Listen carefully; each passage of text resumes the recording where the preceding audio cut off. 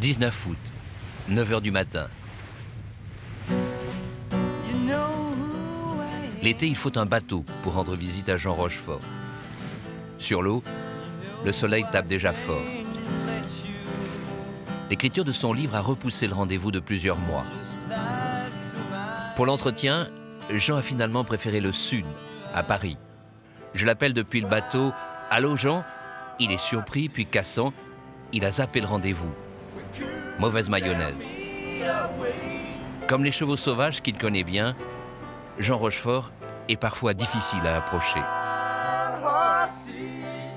Françoise, son épouse, nous a rassurés. Jean a mal dormi, mais nous attend. Sa longue carrière défile, 150 films, 40 pièces, des dessins animés, des pubs, des réalisations, 2 livres, 3 Césars. Bref, Jean Rochefort, bretelles violettes et baskets citron, est d'une impressionnante jeunesse, avec une grande faculté d'écoute, alors que notre but est plutôt de l'entendre parler de lui, parler de son boulot. Je me sentais tellement incapable de faire quoi que ce fût d'autre que je me disais simplement être cela ou mourir. Donc c'est ce qu'on appelle une motivation. Ils ne se marient pas, ils sont très peu à se marier. Jusqu'alors, il avait toujours dit non à la présence d'une caméra sur son lieu de vacances. Nous sommes dans un Éden de chlorophylle, un petit lac de verdure avec des bosquets, occupé par une armée de criquets. Le lieu est idéal pour parler vrai, pour, dit-il, secouer le pot-au-feu. L'ambassadeur, je l'encule! Le scénario d'une vie peut commencer. Léo est devenu violet. Si ma vie était un film, on y verrait mon grand-père, mon père, mon petit frère Francky et moi-même, à 4 ans, à 15 ans, à 20 ans. On y verrait ma fiancée. Un mélange entre Peter Sellers et James Stewart. Ah oui. Avec de l'élégance, de l'émotion et puis du burlesque. On a partagé beaucoup de choses ensemble.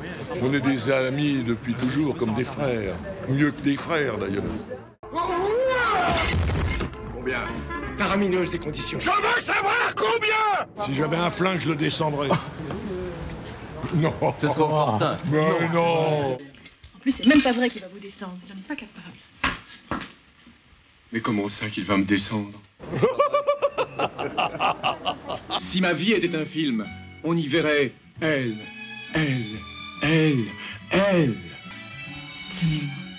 Moi? Jean, moi je le considère vraiment comme un père spirituel, par son humour, son cynisme, son décalage. Ma femme vous trouve très sympathique. Vous lui avez fait forte impression. Vous ne trouvez pas ma femme sympathique? Il a moi tout ce qui me plaît chez un homme, et pas seulement chez un acteur. Pour parler de Jean sans être flagorneur, il suffit de dire qu'il est fêlé. Cette folie-là lui permet d'accepter des projets biscornus.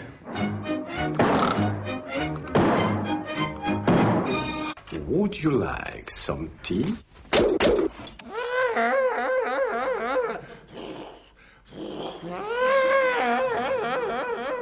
Il n'est pas lisse, Jean.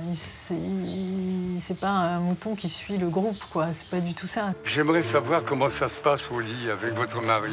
Je vais pas recommencer avec ça. Quel genre de caresse vous préférez? Madame Forget, vous pouvez pas me faire ça. On le voit dans tout ce qu'il est. On le voit dans sa façon de s'habiller, on le voit dans sa façon de s'asseoir, de se lever, de rire, de ne pas participer à des choses, de s'investir dans d'autres. Il a traversé 4 Big Bang.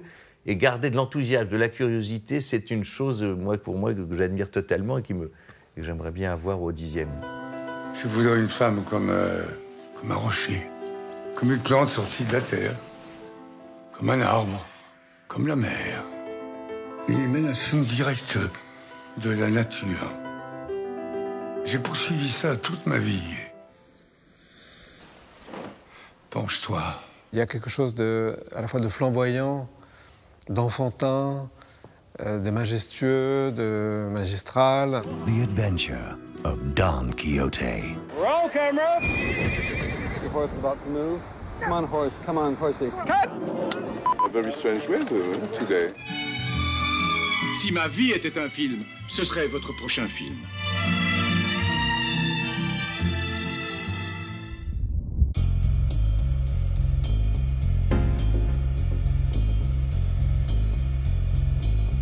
Mon enfance était en dessin animé.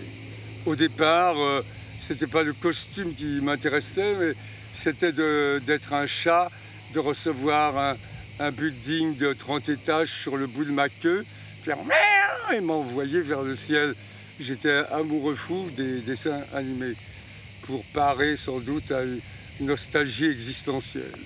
Et avec ma mère aussi, qui a été importante dans ça, la radio qu'on écoutait dans le noir, des retransmissions théâtrales, dans une pièce en province, oubliée de tout et par tous.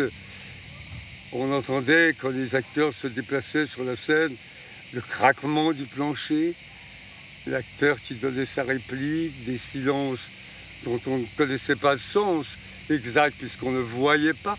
Donc c'était nous qui l'inventions. C'était extraordinaire.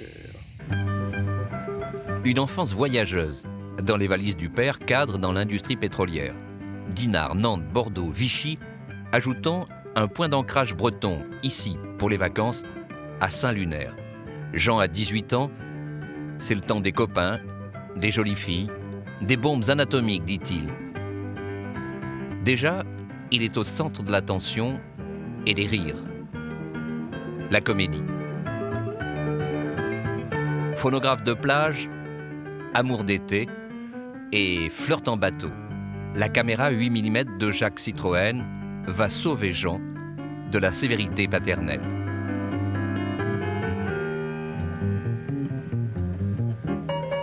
Son oxygène est bien là, dans les nombreux personnages qu'il interprète, tout naturellement. Doux mélange de la poésie de Jacques Tati et du burlesque de Buster Keaton.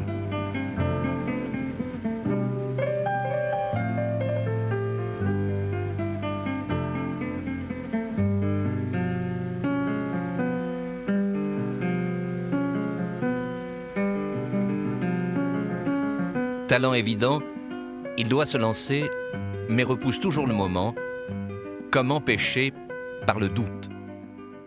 Oh, il faut douter en permanence, je crois. L'angoisse, le mal-être est indispensable aussi bien pour faire pleurer que pour faire rire. Et le doute. C'est un moteur. C'est le moteur. Oui. Objectif, devenir comédien. Contre l'avis du père qui le compare toujours à Pierre, son frère polytechnicien. À son tour, Jean doit réussir. Direction Paris, gare Montparnasse, en wagon de 3e classe.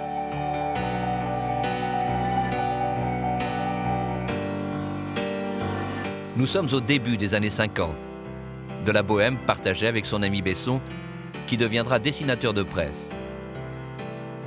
C'est le temps des pioles mal chauffées, perdues dans les étages, et des maigres repas surtout. Je ne vais pas pleurer misère, il y en a tellement maintenant autour de nous. Mais enfin, j'ai passé un réveillon avec un copain peintre à regarder une vitrine de charcuterie. Les tranches de veau, la gélatine et les bûches. Et oui, ça ne nourrit pas pour autant. Ça ne nourrit pas pour autant, effectivement. Beaucoup de jeunes artistes courent le cachet dans les différents cabarets de la ville. Les places sont rares. Jean a la chance de se produire aux Trois Baudets, place de Clichy. Il y côtoie le jeune comique Fernand Reynaud, qui livre ici ses premiers sketchs. Jean partage la loge enfumée de l'ami Jacques Brel, dont le répertoire est encore limité. Quand on n'a que l'amour, pour aimer que partage, il avait un succès énorme. Et puis un jour, je le regueule, je lui dis, écoute, travaille, écoute, les gens, t'es assis dans la loge, les gens continuent à applaudir, fais des chansons. Et il m'a répondu, ça ne m'intéresse pas, moi je veux être reporter à la télé. Parce que la télévision, notre génération était persuadée qu'elle allait changer le monde. Nous étions persuadés que, connaissant les autres, nous ne pourrions plus les tuer. raisonnement enfantin, mais raisonnement de l'espoir. On y croyait dur comme fer. Septembre 1951, le conservatoire après les cours de la rue Blanche et 18 mois de service militaire. Un premier choc, le brio de l'élève Marielle qui joue Néron. Jean est convaincu d'être au bon endroit avec ses nouveaux copains. Belmondo, Riche, Kremer, Marielle, Annie Girardot, Françoise Fabian, Michel Beaune, Pierre Vernier. Le second choc, c'est ce ciment d'amitié qui exclut toute jalousie. Nous sortions de la guerre. Vivre déjà était une merveille. Secondement, monter sur une scène et s'amuser avec des copains, c'était une merveille. Ça vient toujours après les grandes boucheries, ça. L'envie d'être avec les autres qui ont survécu. La rivalité n'existait vraiment pas, vraiment pas. Leur époque était complètement différente. Il y avait une insouciance, il y avait un esprit de groupe, un esprit de solidarité comme ça, qui perdure. Je les vois entre eux, ils se sont branchés sur des films, sur des rôles, sur des trucs. Nous voulions garder un esprit d'amateur par rapport à cette profession et de garder une certaine marginalité. On préférait souvent aller sécher un cours pour aller dans un music-hall crasseux voir des femmes nues. Ça nous intéressait infiniment plus. Et je crois que c'est là que nous avons appris à interpréter les autres. C'est peut-être en les regardant et en ayant des contacts avec eux. Autre source d'inspiration, la boxe et les nombreuses réunions organisées à Paris dans l'après-guerre. Belmondo montre l'exemple sur le ring. Ses amis, eux, le suivent au premier rang des fauteuils de ring. Idéal pour éviter les coups. Moi, je n'aimais qu'embrasser, moi. Oui. Mais jamais me battre. Oui. J'embrasse. On était très nourris aussi de la filmographie américaine. Robert Wise. Oui, voilà, sur le sport, la boxe, cette espèce de naturalisme en noir et blanc qui était exaltant, quoi. Donc on allait voir régulièrement les matchs. Nous nous imprégnions extraordinairement des réparties du public. On emmagasinait tout ce qu'ils nous disaient et c'était un bonheur formidable. C'était aussi fort pour nous qu'un cours du conservatoire. Quand on me demande des conseils, c'est ça. Il faut aller au bistrot, il faut aller dans les musées, il faut aller sur le trottoir, discuter avec n'importe qui, n'importe quoi, n'avoir aucune conscience des classes sociales. Et à ce moment-là, on peut devenir un acteur.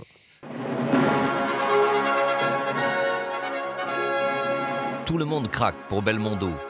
Son naturel nouvelle vague, son regard franc comme l'or et un sourire désarmant qui offre en prime bourre-pif et baiser.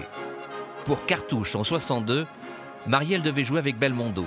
Occupé par ailleurs, il recommande Jean au producteur Alexandre Mouchkine qui cherche un comédien cavalier. Pieux mensonge de Belmondo et Marielle, prenez Rochefort, il est très bon à cheval. En réalité, Jean ne sait pas encore monter, il apprendra en 8 jours. Cartouche et les chevaux vont transformer sa vie. Je vais prendre des sons, je vais travailler comme une brute, j'irai faire des nanars au Brésil pour travailler avec Nelson Pessoa en dehors des heures de travail. Et c'est un coup de foudre extraordinaire. L'amour du cheval.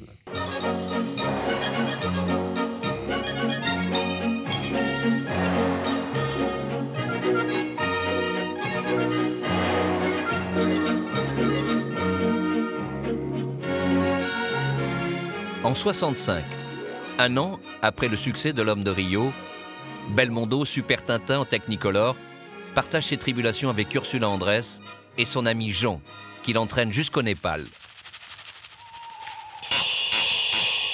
Vous entendez, monsieur? Oui, c'est une chouette. Non, monsieur, c'est l'abominable homme des neiges. Quoi, le Yéti? Le Yéti est une sorte de grand singe triste qui dort debout et dont le cri ressemble effectivement à celui de la chouette. Comment savez-vous ça? Je l'ai lu dans les almanachs, monsieur. C'est un homme ou un singe? Il balance entre les deux.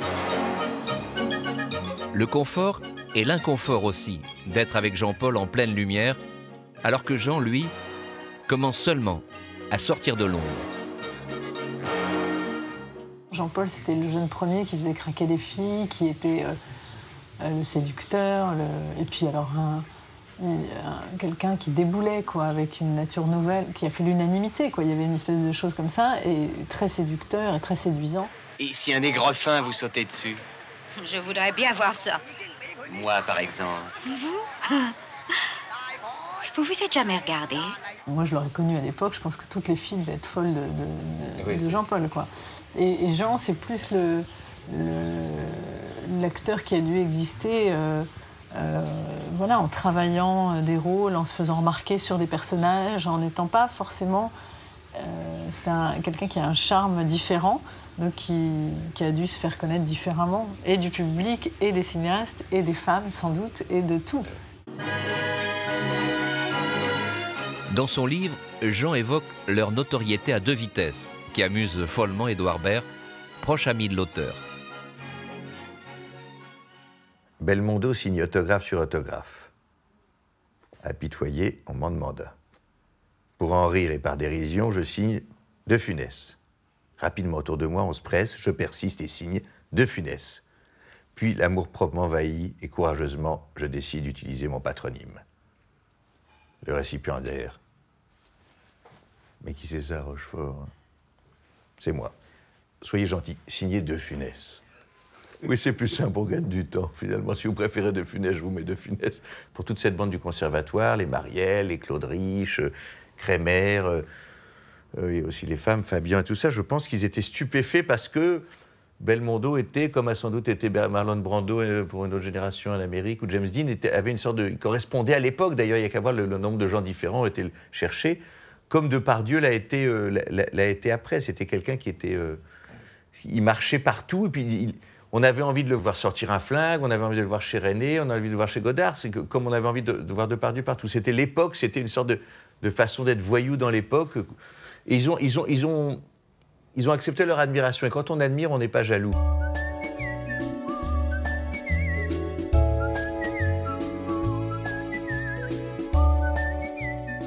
L'énergie de l'acteur sur les plateaux comme sur les planches remonte à l'enfance et s'explique par une insolente santé, due à la pratique des sports.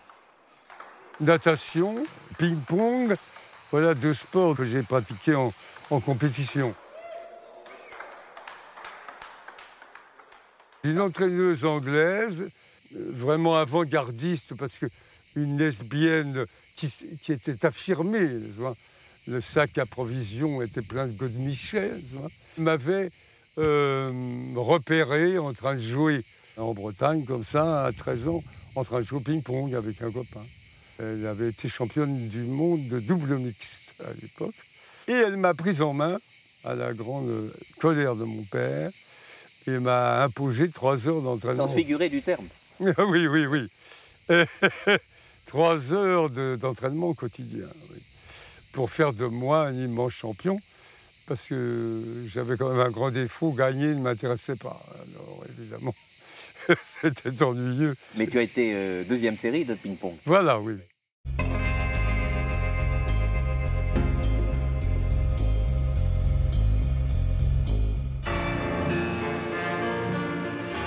En 64, la populaire série des Angéliques familiarise le grand public avec un Rochefort toujours imberbe. L'après-midi, il tourne avec Robert Hossein et Michel Mercier et rejoint Delphine Seyrig le soir sur les planches du théâtre Hébertot. L'actrice qu'il chérit le plus a deviné en lui sa fibre tragique. Elle le grandit. Mieux encore, les deux complices réalisent un petit exploit qui va enrichir le répertoire national. Est-il vrai que c'est toi qui as fait venir Harold Pinter en France? Yes, hein? Et oui, c'est vrai. Mais pas moi seul, avec la grande Delphine Seyrig qui m'avait lu la collection et l'amant. Et nous avons été bouleversés, on s'est dit on veut jouer ça absolument. Alors on le contacte et il nous dit non, il nous fait dire je ne veux pas être joué en France. Il y avait eu une mise en scène qui l'avait antérieurement beaucoup agacé. Alors on le supplie, je vous donne une demi-heure dans le hall du Savoy, mercredi à 14h. Alors on a pris l'avion, il est arrivé. Et Delphine Seyrig qui pratiquait l'anglais courant, et moi absolument rustique, donc je parlais de moi. Nous avons essayé de le conquérir, c'est ce qui s'est passé, et il nous a donné les droits de ces 2 pièces. Jean Rochefort jouera une 50aine d'auteurs de théâtre. En vrac, de Molière à Obaldia, en passant par Giraudoux, Pirandello, Fresson, Ustinov, j'en passe. Jean, il a été au TNP il y a très longtemps. C'était un des grands acteurs du TNP. Il y avait Charles Denner, il y avait Philippe Noiret, il y avait Maria Cazares, il y avait Geneviève Page, il y avait nombre d'acteurs. Et le texte qui était soufflé, c'était mon père, qui a été souffleur au TNP pendant très longtemps, après avoir été 20 ans régisseur à la Comédie Française. Et Jean me dit « Ah, ton père ». Et ça me fait rire, et en même temps, mais c'est des rires avec presque des larmes aux yeux. Il se souvient tellement bien de mon père. Il est ouvert aux autres, il s'intéresse à des corps de métier dont on ne parle pas forcément. Il y a beaucoup de choses qui le passionnent, il y a beaucoup de gens qui le passionnent, il y a beaucoup d'anonymes qui le passionnent, heureusement. Mais c'est pas... il en parle, et il veut que ça se sache, et il fait cas de ces gens-là, et il en fait des héros parfois. Le comédien aime les auteurs, nombreux à Saint-Germain-des-Prés. Il sympathise avec les frères Prévert, croise Boris Vian, et lorsqu'il ne joue pas, Jean fréquente les brasseries du quartier, chez Lippe notamment, où l'œuvre d'Albert Camus, prix Nobel 57, est décriée par les censeurs du village. Il a été considéré par les philosophes de gauche, dont je ne citerai pas les noms, comme un trop prolétaire, alors que lui était l'évidence. Nous le comprenions tous. Et alors, le mal qu'on a pu dire de lui après sa mort, que les autres de l'intelligentsia philosophique et culturelle française ont pu dire sur lui, a été lamentable, parce que son côté modeste authentique, classe sociale modeste authentique, était tout à coup très gênant. C'est irrésistible, non hein? Oui. Et quels sont les 2-3 auteurs qui font partie de ton panthéon? Je ne peux pas ne pas citer Céline, qui m'a beaucoup imprégné. Je lis en ce moment Fante, c'est un auteur américain extraordinaire, où le mal de vivre est en permanence, et dans un style très très simple. Bon, j'ai relu et relu Cervantes beaucoup avant. C'est absolument prodigieux, quoi.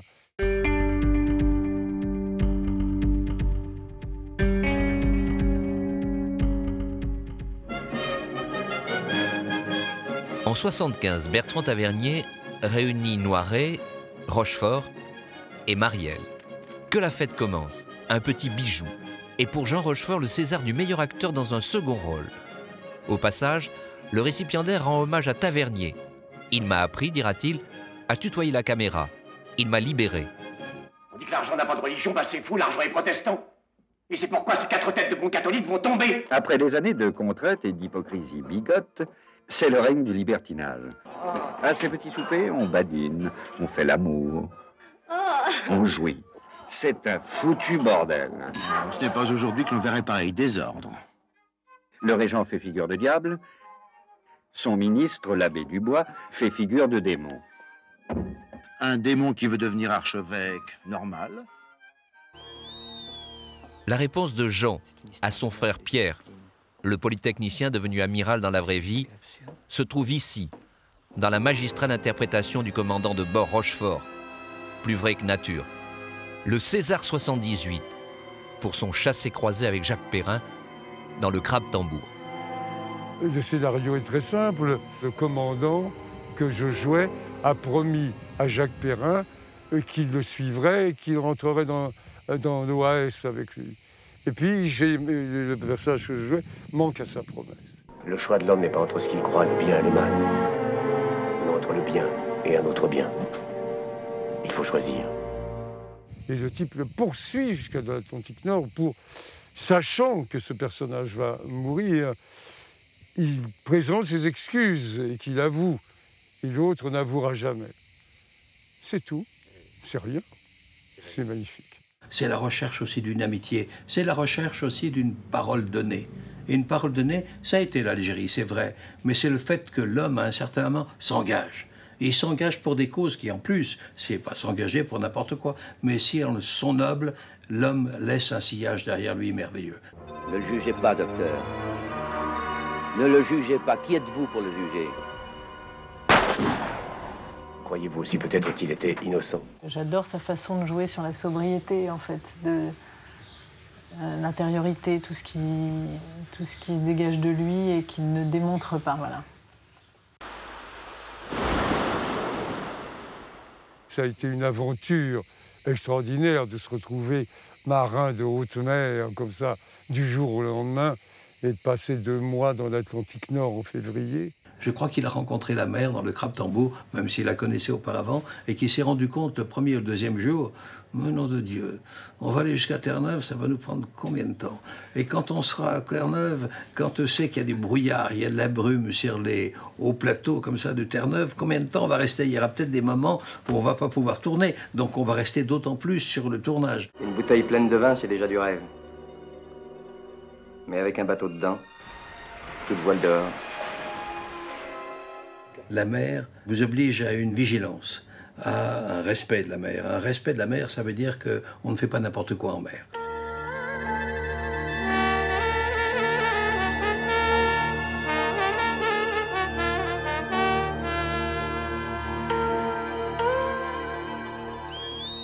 Et Schoendorfer était le...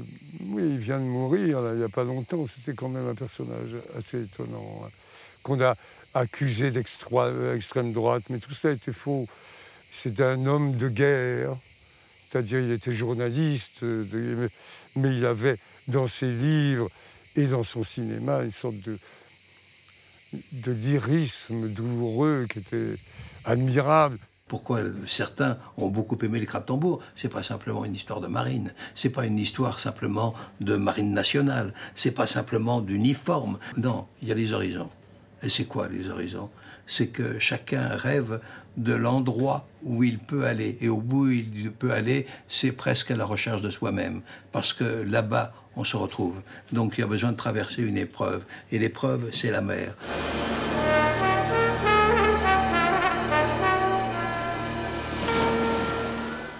Bien sûr que le Rochefort de la gravité est extraordinaire, mais c'est vrai que, bon, moi j'aime bien ce côté-là, j'aime bien la légèreté.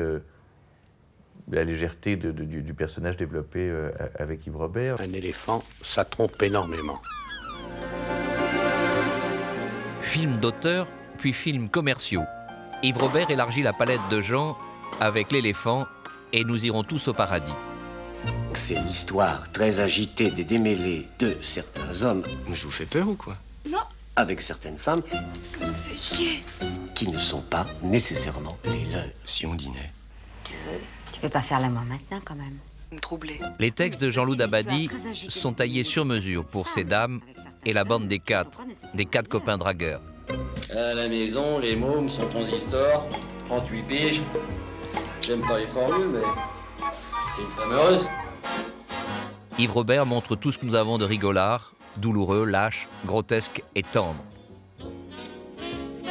Résultat, 2 moments de grâce, du niveau de la meilleure comédie italienne.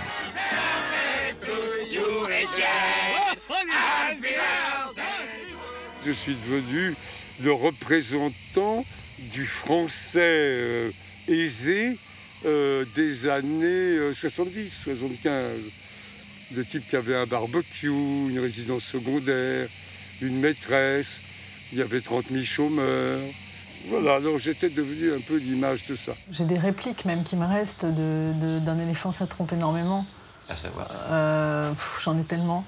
Non, Deschanel, je n'irai pas quand il tape dans le bain alors qu'il est d'une mauvaise foi farouche. Ouais. Non, Deschanel, je n'irai pas. Et non, mais surtout aussi, au revoir, mon grand. Quand il dit c'est une histoire d'argent, non. C'est une histoire d'amour, non. C'est politique. Au revoir, mon grand.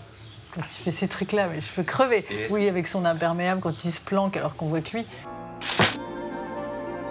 À ton avis, c'est le genre de type qui l'embrasse pendant des heures avant de quoi que ce soit, ou qui se jette sur elle et que je te déchire les vêtements et que je te dis des imbécilités? Il n'y a que Jean pour inventer. On sent qu'avec un autre acteur, ça n'aurait pas été la même chose. C'est ça que je veux dire. C'est un acteur insolite. D'où on est, on la voit bonne, dis donc. Il est vraiment faute, les yeux dans les yeux. Je te donne ma parole de soldat, Simon. Si tu voles pas, nous, on t'en fait cadeau. Tes ailes de géant, elles t'empêchent pas de marcher, non? Ah, c'est que Daisy, elle a du mérite, hein, parce que la vie avec Pépé... Si on commence avec la vie privée. Moi, j'ai 2 ou 3 balançoires pour toi, si ça t'intéresse, hein. Lesquels? Brasseur jouait le mieux, Lanouche débrouillait bien, et moi, je jouais potablement grâce à ma compétence en ping-pong, et Bedos... avait des problèmes avec sa maman. Avait des problèmes avec sa maman, oui. Je sais pas ce qu'il m'a dit cette nuit. Et en plus, il m'a réveillé pour me le dire. Devine, je te souffle pas. Mais je sais pas, mais tu vas pas me raconter ça là maintenant, non? Je disais donc des démêlés de certains hommes avec... Où c'est que je peux te le raconter alors? Ce matin, je me suis présentée chez toi et l'autre folle, elle m'a empêché de rentrer dans ton cabinet.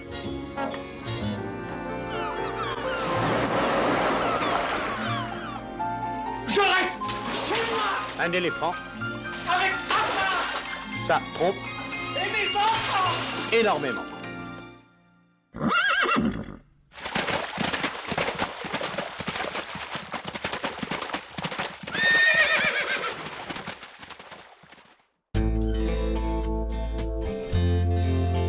Jean a quitté Paris et ses pièges pour vivre avec ses chevaux. Entre 2 tournages, il soigne, monte, élève. À leur contact, dit-il, l'on apprend à faire moins pour obtenir plus, comme dans la comédie. Éleveur quasi professionnel, il est toujours présent lors des naissances et aidera une trentaine de ses juments à mettre bas. Cet animal est exceptionnel, quoi, un mouvement de crinière. Je suis un homme à crottin, quoi. L'odeur du cheval, les réactions du cheval, la jument que j'ai mis au monde moi-même et qui, quand elle va mettre bas, me fait comprendre que ça va venir, qui se retourne pour que je vois bien sa vulve, et les 2 petits sabots antérieurs qui vont sortir pour que j'étire. C'est quand même une pépite dans la vie d'un homme.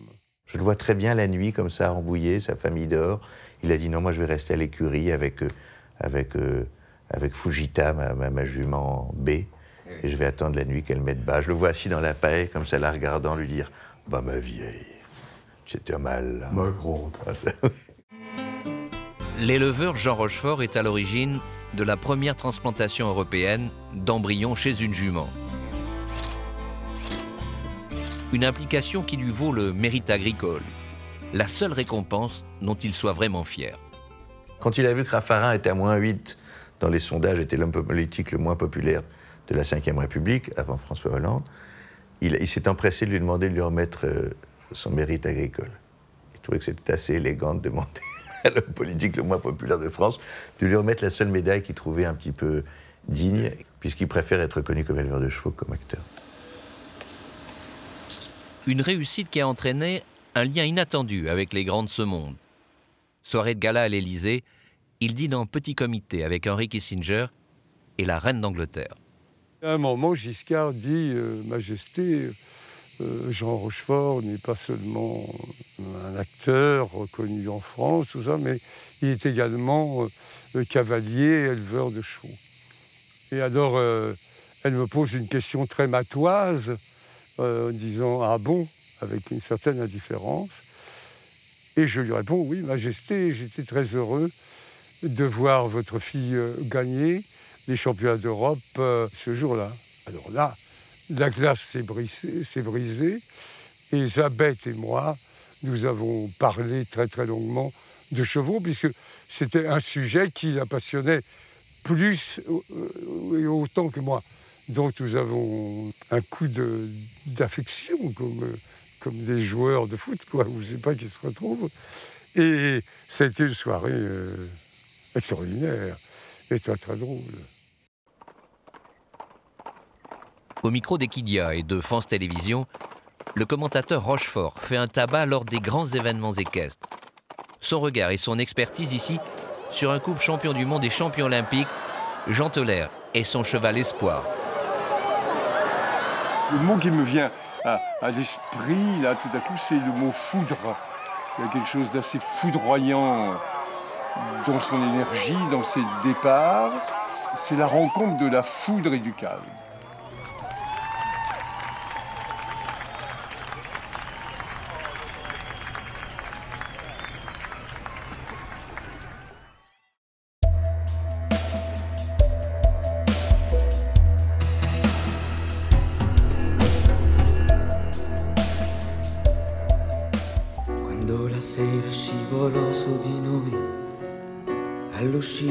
Jean Rochefort est-il l'acteur phare de la carrière de Patrice Lecomte?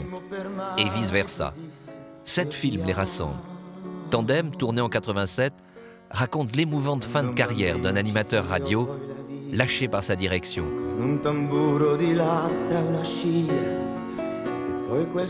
Quand il écoute le téléphone et qu'il fait semblant d'appeler pour la énième fois sa compagne et qu'on s'aperçoit au bout d'un moment que c'est une horloge parlante, le rôle est magnifique pour lui parce qu'il a ce désespoir des gens solaires comme ça.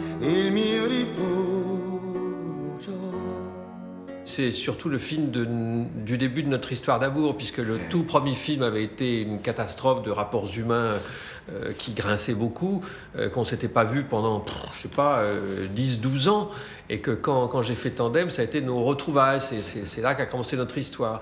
Et je me souviendrai toujours, il a le goût des formules à l'emporte-pièce, et en se référant à notre premier film qui n'avait pas été très confortable, il m'avait dit, tu vois Patrice, on a commencé par notre pain noir et maintenant c'est notre pain blanc. Jean n'est pas quelqu'un qui mâche ses mots et qui fait les choses sans réfléchir. Jean, il a besoin de s'investir totalement dans les tournages, par exemple, dans les rôles qu'il incarne. Tout à coup, il faut que tout soit clair et il faut qu'il admire le metteur en scène qu'il a en face de lui, que le metteur en scène soit habité par son film, parce que lui-même a une grande exigence. Jean avait mis au point, de manière très instinctive, une espèce de jeu avec les mains, comme ça. Il dit, il y avait un plan, il disait, alors j'ai fait ça, et ces caravanes, je te promets, il va les vendre. Et je me souviendrai toujours, Gérard Jugnot, c'était parmi les premiers jours du tournage, et Jugnot lui dit, mais Jean, tu comptes tout jouer en faisant ça, tout le film? Mais c'était amical. Et Jean a eu cette réponse géniale, il a dit, t'inquiète pas, Coco, c'est bossé. Quando la neve di silenzio in bianco tutto quel chiasso al centro della città e le nostre parole gelo io ti amo il mio rifugio. Dans Le mari de la coiffeuse, je l'ai entraîné sur un terrain qui ne lui convenait pas et il a fallu que je le force un peu. Qui était le terrain sentimental. Et Jean, étant un homme de cheval, n'est pas un sentimental. Et il craignait terriblement de plonger dans une espèce de guimauve, de truc un peu mièvre. Il craignait de couler dans quelque chose de facile ou de trop aquarelle. Et sa grande revanche sur le rôle, qui effectivement était sentimental, sa grande revanche, c'était ces moments que moi j'aimais par contraste, évidemment, ces moments de danse arabisante folle.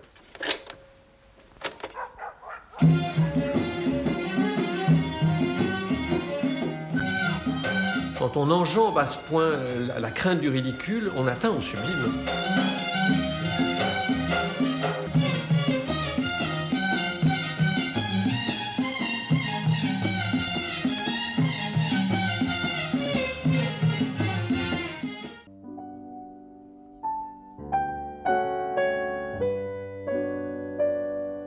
Le rire et les larmes.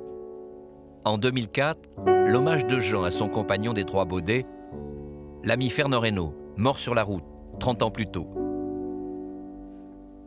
Cet ouvrier de chez Michelin qui rentre dans une bétaillère avec sa Rolls-Royce et meurt. Le problème, c'est qu'il avait 42 ans. Le pianiste Bruno Fontaine joue Éric Satie, compositeur génial et désespéré, comme l'était Fernand Reynaud. Dans ce cousinage saugrenu, Jean reprend les meilleurs sketchs de l'artiste. Et ici, le fameux plombier et le perroquet de Madame Mouchabou. Qui c'est? C'est le plombier. Qui c'est? C'est le plombier. Qui c'est? C'est le plombier. Qui c'est?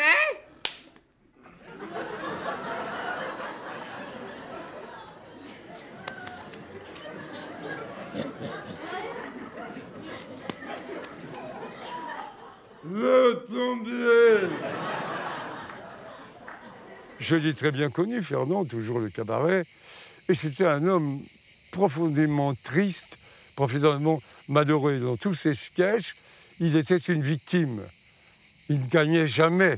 Il était toujours broyé par la société. Ma mouche à bœuf, je suis plombier. On est plombier de fils en père chez nous autres. On est plombier, je suis un plombier. C'est ma joie de vivre à moi.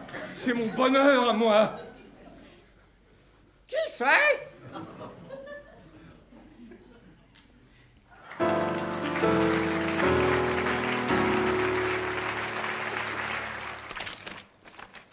Qu'est-ce que vous faites là? Qu'est-ce que vous voulez? On vous le fait pour la moitié, voilà.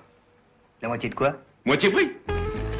Dans Les Grands-Ducs de Patrice Lecomte, toujours, Rochefort retrouve ses complices, Philippe Noiret et le phénoménal Jean-Pierre Mariel. Combien? Faramineuse des conditions. Je veux savoir combien! Dites à ces trois glands qui ne font plus partie de la distribution. Et trouvez-moi des professionnels pour demain soir. Moi, je voulais vraiment faire un tournage qui aille à 250 à l'heure pour pas leur laisser le temps de souffler, pour qu'ils soient tout le temps dans une espèce d'énergie. Parce que sinon, alors ils s'asseyaient, ils prenaient le thé, ils se racontaient des anecdotes et le film n'avançait pas. Donc il fallait tout le temps, dès qu'ils posaient leurs fesses, je leur demandais de l'élever pour tourner.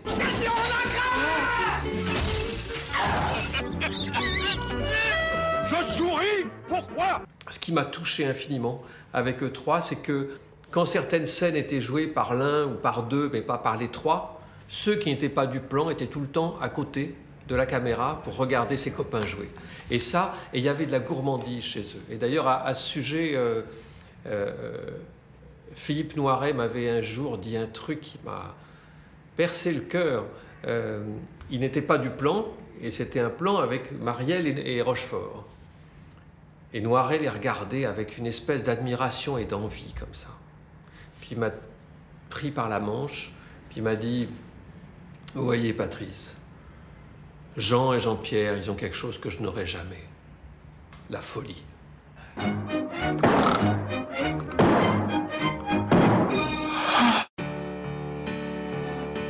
Novembre 2006, disparition de Philippe Noiret. Ensemble, ils ont joué au TNP, tourné des films, partagé une amitié secrète et calme, faite de déjeuners, de passion commune pour les voitures anglaises et l'élégance british. Toujours sapés, comme des princes, ou saboulés comme des voyous. Chez Noiret, il y avait parallèlement à son goût pour l'art dramatique, le théâtre et le cinéma, il y avait le goût des matières. Et il y avait le goût des artisanats.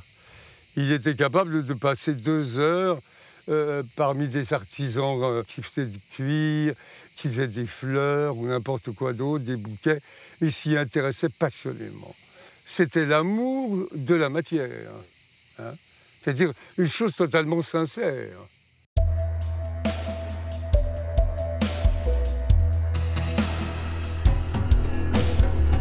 Le goût des mots, Jean l'a depuis toujours.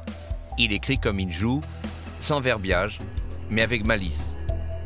En compagnie du critique d'art Edvard Vignot, il se lance dans le Louvre à cheval, délire de peinture, de sculpture et d'écriture.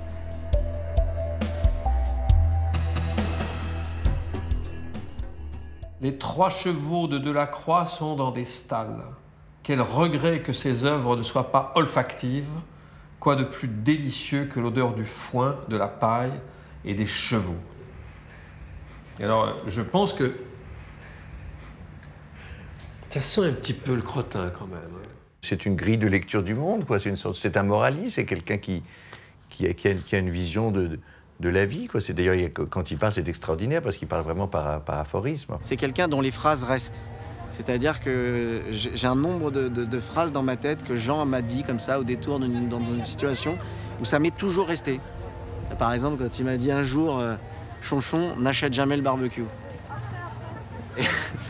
Puis ça fait le chemin, et puis finalement on comprend que si on achète les barbecues, on a acheté la maison de campagne, donc on paye les traites, donc on se met à faire des films pour payer les traites, et on se met à faire n'importe quoi. Chacune de ces phrases est une flèche très, très, très précise, et je trouve ça merveilleux de lier ce talent, ce recul, cette autodérision, qui est évidemment toujours quand même une des choses les plus importantes dans la vie, qui permet de s'en sortir, même quand on arrive droit dans le mur, tout à coup on peut tourner par l'autodérision. Blessure humaine et professionnelle de ce Rochefort Don Quichotte, survenu en 2000. Il apprend l'anglais à 70 ans pour tourner avec Johnny Depp et le réalisateur anglais Terry Gilliam.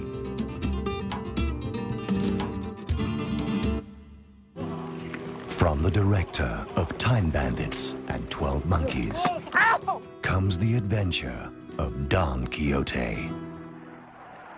Cut. What's going on?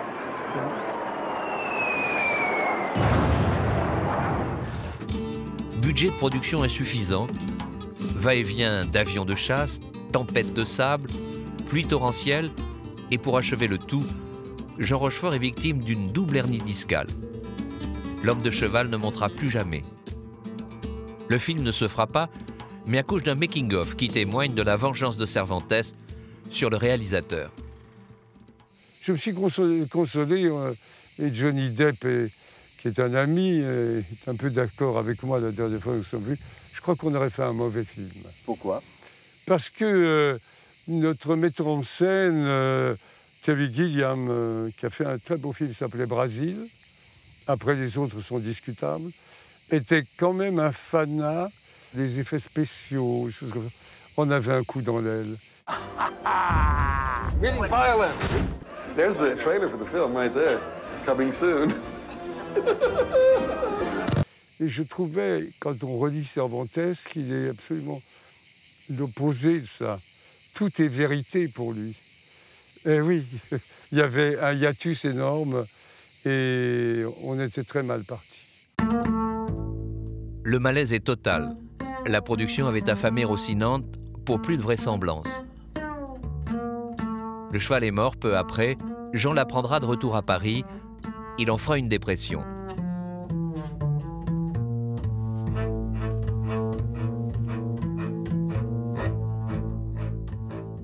Je le sais et je le sens extrêmement bouleversé par les chevaux. Et c'est quelque chose qui m'intrigue de lui, puisque moi je ne vis pas ça. Donc ça m'intrigue, la façon dont il parle des chevaux, la façon dont ça habite sa vie, et c'est très important pour lui, ouais.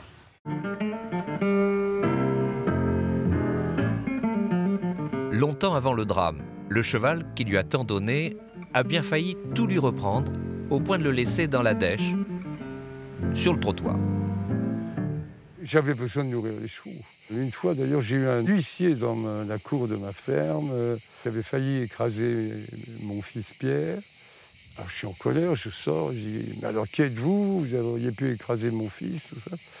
Qu'est-ce que vous voulez ?» Et il me donne son nom et me dit « Je suis huissier, je viens saisir vos chevaux. »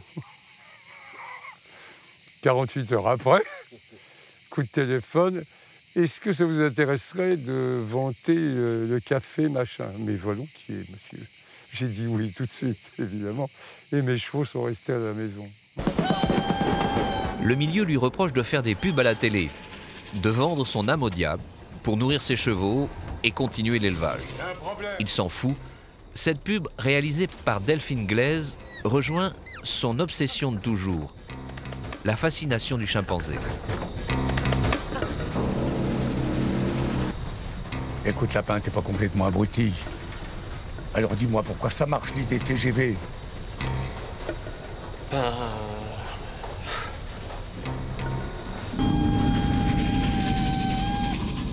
J'ai une association artistique et affective avec Delphine Glaise, qui est une jeune femme metteur en scène. Nous avons fait d'ailleurs en commun un film qui s'appelait Cavalier seul. Et nous avons eu le même esprit très longtemps. Cette publicité-là était typiquement Delphine et moi-même en second. Mais il y a un esprit qu'on aime, oui. Allô, maman? Allô, maman? Je peux pas te parler, c'est un peu compliqué. En fait, je suis avec une copine, en fait. Je te rappelle. Attends, est-ce que tu sais pourquoi ça marche, toi, IDTGV? Ok, d'accord.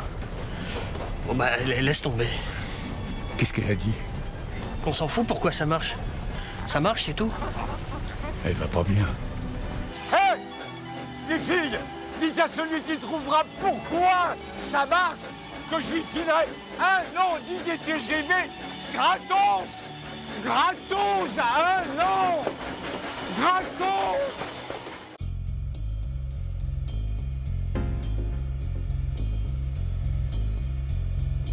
La main tendue de Jean aux jeunes comédiens et réalisateurs qui l'invitent à faire leur premier film est fréquente. Dans ce milieu égocentrique, rares sont les grands qui, comme Jean Rochefort, ont tracé un large cercle autour d'eux. Je vous propose un stage de formation de 6 semaines comprenant différentes disciplines. Pierre Salvadori qui entraîne Guillaume Depardieu dans la foulée d'un Rochefort tueur à gages. Samuel Benchetrit dont l'humour tue, mais c'est pour de faux. J'ai toujours rêvé d'être un gangster et uni toute la jeune garde du cinéma français. Édouard Baird, héritier spirituel de Jean et braqueur au pistolet à eau. Bon ben, je suis aux toilettes. Je l'écoute beaucoup, nous téléphonons très souvent et il a un immense talent. Je veux qu'il éclate avant que je ne quitte le globe. Voilà, je suis très attentif à ce qu'il fait, ce qu'il désire et ce qu'il recherche. Je l'ai vu au théâtre de l'Atelier dire Modiano, c'est un des grands moments d'émotion que j'ai eu au théâtre dans ma vie. Ça me remonte beaucoup le moral de l'appeler, Jean Rochefort, parce que je sais pas, vraiment je peux être très au bout du rouleau et lui aussi, et normalement les deux énergies négatives, ça donne rien de positif, et ben nous si, quoi. On rit alors on rit d'abord de nos problèmes, ensuite des problèmes de l'autre. Donc s'il est très mal, je lui dis, vous inquiétez pas, Jean, vous allez bientôt y passer, vous inquiétez pas, vos espérances de vie à 82 ans, elles ne sont pas plus de 10 ans, donc ça le fait beaucoup rire. Moi ensuite, je lui parle de mes problèmes à moi, il me dit que de toute façon, ma carrière est une catastrophe, que je rentre plus dans mes pantalons. Donc on est très content de s'insulter. C'est un camarade, un ami de bonne aloi et de bonne fréquentation. Et oui, il a vraiment toutes les vertus de l'ami tel qu'on l'imagine au XIXe siècle, un peu. Nous avons des conversations obscènes ou délicieusement mondaines. Il est universel, quoi. Il a un côté Depardieu, c'est-à-dire qu'on peut partir de la terre, on remonte par le corps humain, les problèmes de douleur au genou, on peut passer par le sexe, on peut rester un moment dans l'estomac et les méandres des problèmes intestinaux, et puis on peut ressortir par le cœur, par les sentiments, la vie amoureuse, l'âme, l'immortalité, d'envoyer 2-3 vacheries, de raconter des choses qui nous ont plu, enfin, mais tout est du coq à l'âne. C'est vrai que moi je me reconnais dans son esprit, dans sa façon de voir les choses. Il n'y a pas de frontière d'âge. Jean est... Moi, l'âge, je m'en fiche. Je suis avec Jean comme avec un homme de mon âge parce qu'il a cette jeunesse en lui, parce que... Et c'est comme si c'était un homme aussi jeune que moi, mais plein de souvenirs et d'histoires à raconter, puisque finalement, il a 40 ans de plus que moi. Mais c'est un homme aussi jeune que moi, si vous voulez. Donc, il se rapproche de ceux qu'il pense lui ressembler, enfin, avec qui il a des affinités. Les chevaux, encore eux, provoquent la rencontre entre Guillaume Canet, bon cavalier amateur, et l'éleveur Jean Rochefort. D'abord, il y avait le personnage que je voyais en concours quand j'étais gamin, et qui était Jean Rochefort, l'acteur que moi je vénérais, et que je voyais en concours d'une simplicité, et puis dans son élément, quoi, qui arrêtait pas de... comme on le connaît, quoi, qui est très volubile, très sympathique comme ça, avec beaucoup de charisme. Et par conséquent, le nouveau temps de référence 62-74 pour Pascal Mars et Guillaume Cachet. Et puis j'ai eu cette rencontre formidable avec lui un jour où il est venu chez mon père voir une jument qui avait pouliné chez mon père. Et c'est là que c'est vrai que la rencontre a été formidable. Il m'a dit mais t'as une gueule à faire du cinéma. Et je lui ai dit bah je fais du théâtre, des téléfilms. Et il me dit ah mais je le savais. Et il me dit tu vas faire un film avec moi.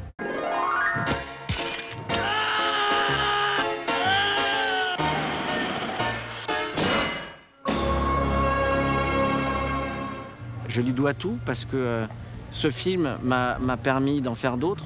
À l'époque, la télé n'était pas très bien vue au cinéma et que je faisais des téléfilms, du théâtre, mais que j'arrivais pas à décrocher un rôle au ciné.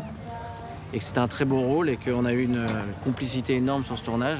Si tu n'es pas là, peut-être que Guillaume Canet ne devient jamais comédien ni réalisateur. C'est ce qui... Oui, enfin, il avait un tel tonus, une telle envie, un tel talent qu'un autre serait passé et qui aurait fait la carrière qu'il fait maintenant. Je suis content de vous connaître, je m'appelle Luc. Les premières répliques dans Barracuda, j'ai eu l'impression de jouer avec une Ferrari, quoi. Ma fille Alice habite Miami. Donc vous allez la retrouver? Où ça? En Floride, à Miami. Je sais, je suis pas encore complètement gâteux. Qui êtes-vous? Vous savez bien, ça fait 3 mois que je travaille ici. Faites un petit effort, comment je m'appelle? Floride, sortie en août 2015, est une main tendue. Une de plus, cette fois au réalisateur Philippe Leguet. Il a convaincu Jean de jouer un octogénaire en proie aux difficultés de l'âge. Sandrine Kiberlin, que l'on sait proche de Jean, est excellente dans le rôle de sa fille. Le film s'est monté au pied de l'opéra comique, comme pour saluer celui dont l'humour fait des ravages depuis 85 ans. Nouvel exploit de l'acteur qui a toute sa tête et qui joue l'opposé. On comprend au fond que cet homme perd un peu la tête, qu'il a des trous, des absences, qu'il a des oublis. Et en même temps, il se reprend. Voilà, c'est un personnage qui est alternatif, tantôt présent, tantôt absent, avec parfois des bouffées de violence. Je dois vous prévenir, mon père aime pas trop l'idée d'avoir quelqu'un pour l'aider. Vous avez eu tort de prendre cette place. Elle va pas durer longtemps. Je sais, bientôt vous allez mourir. J'ai l'habitude avec les personnes vieilles. Putain, mais arrête maintenant, tu fais chier. Ça se dit pas à son papa des choses comme ça. Bah, vous savez quoi, adoptez-le, je vous le laisse. Vous avez vu comment elle parle à son papa? Moi, j'ai partagé ça avec lui sur le tournage, qui était sa peur d'endosser ce rôle qui racontait quelque chose de pas si loin de lui, enfin, en tout cas, qui pouvait se rapprocher de lui ou de ses proches, parce qu'il avait aussi en tête beaucoup certains de ses proches, et de raconter ça, cet homme qui vieillit, qui perd la tête, qui peut être à la fois cruel, à la fois drôle et à la fois dur et tendre. Et il voulait l'aborder avec le plus de sincérité possible pour ne pas trahir ceux qui pourraient vivre ça réellement. Quelle chance sommes-nous? Ça suffit. Quand on se connaît aussi, il y a beaucoup de pudeur de part et d'autre, aussi dans des scènes aussi extrêmes que celle-là, que la maladie, que changer son père quand il vient de se faire pipi dessus, c'est pas non plus... c'est des scènes qu'on appréhende, ou pas d'ailleurs, mais qui sur le moment... de toute façon, on est pareil, Jean et moi, sur un film, on se lance. À la fois, donc, il a été cherché au plus profond de lui-même, et en même temps, on savait tous, lui et moi et toutes les personnes de l'équipe, que c'était un rôle. Et c'est toujours ce paradoxe extraordinaire de la vérité, au fond, et du mensonge. Aujourd'hui, du haut de son balcon, Jean peut interroger sans rougir le jeune Rochefort qu'il était à 18 ans. À la question « Qu'as-tu fait de ton talent ?», nous avons tous la réponse. Quelques nanars qu'il confesse en se marrant, et des chefs-d'œuvre. Sur le nombre, difficile de faire le tri, mais impossible d'oublier.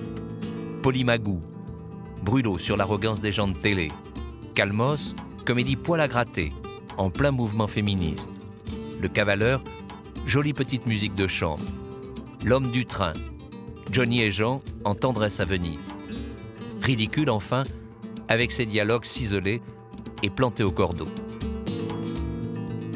Mais pour des millions d'enfants, et pour Gabriella, 9 ans, le moustachu marrant, c'est le copain de Winnie l'ourson, Bourriquet et Tigrou. Elle le retrouve encore dans Titeuf, qu'elle adore, puis Gabriella l'a démasqué aussi dans Jack et la mécanique du cœur.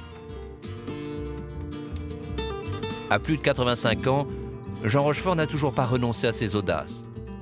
L'artiste et son modèle, par exemple, nous renvoient en noir et blanc, des premiers films tournés à Saint-Lunaire.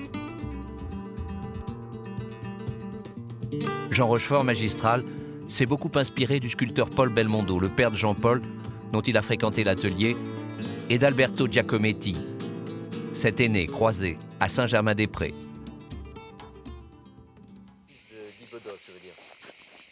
Nous avons tous dans le cœur un film avec Jean Rochefort. Si d'aventure vous le croisez dans la rue, il sera amical et toujours prêt à secouer le pot-au-feu.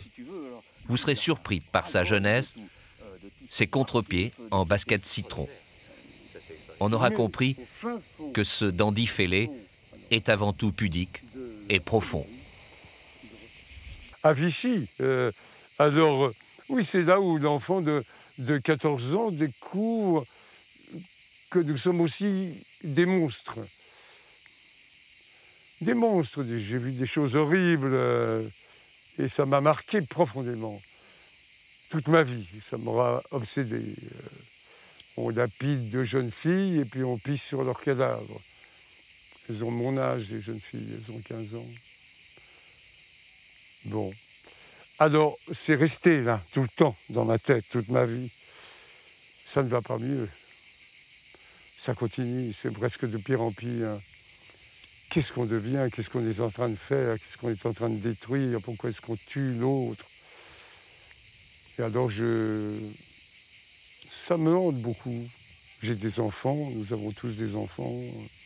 On peut s'en inquiéter. Et je pense toujours à cette phrase de Dostoïevski dans l'Idiot. Pourquoi les hommes ne s'embrassent-ils pas? Parce que biologiquement, on ne nous a pas construits comme ça. Problème. C'est peut-être un peu sérieux tout ce que je raconte là. Ça fait partie de mes préoccupations.